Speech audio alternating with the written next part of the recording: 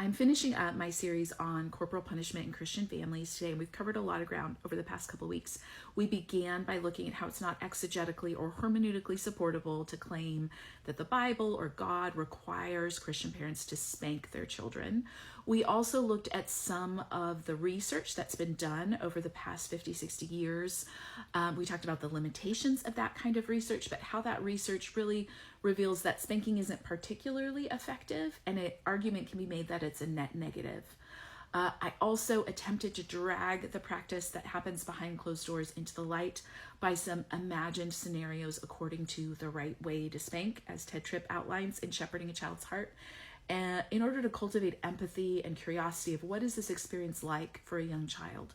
What is it like for a sibling? What is it like for a parent? And what might be the implications of those practiced patterns down the road? And that seemed to really resonate with a number of you. I heard from so many of you sharing bits of your stories, both as adult children and as parents. And I consider it no small thing to bear witness to that. I recognize that revisiting some of these things is vulnerable.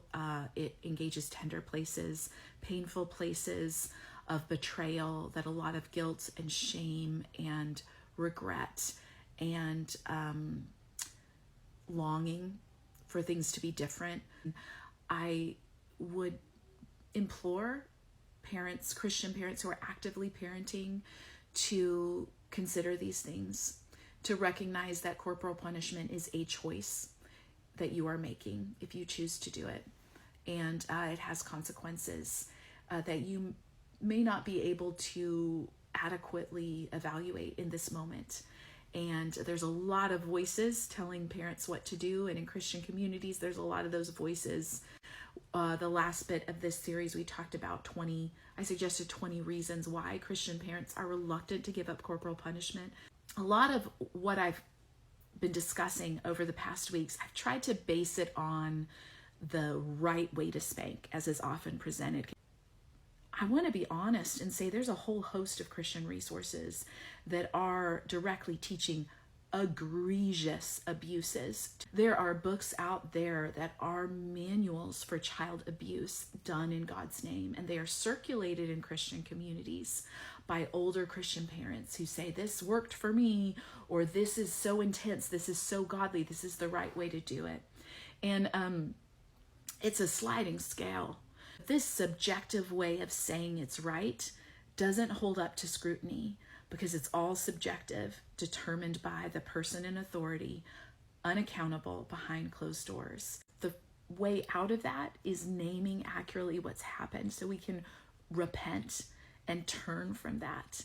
And I think this is a task for individual families, but I think it's also a task for collectively the Christian community to say, this is not something we together tolerate in our community. This is not something together we want to normalize. We want to be the kind of Christian communities that advocate for children, that bless children as we bring them to Jesus, where he engages with them, that protect them, that safeguard them, that see and value the imago Dei in them. I have a lot of hope when I hear from so many young parents who are looking to do it differently, young Christian parents who are looking to do it differently, and who are knowing that there's an alternative path forward. And I just want to say, well done.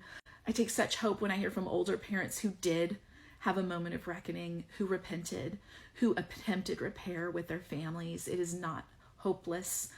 I hear from so many adult children who are longing to hear an accurate naming of what happened, are longing to be heard. So I think there is a way forward for people still navigating this. So anyway, thank you for joining me in this difficult conversation. It was a difficult, maybe we'll be glad to shelve this one for a bit.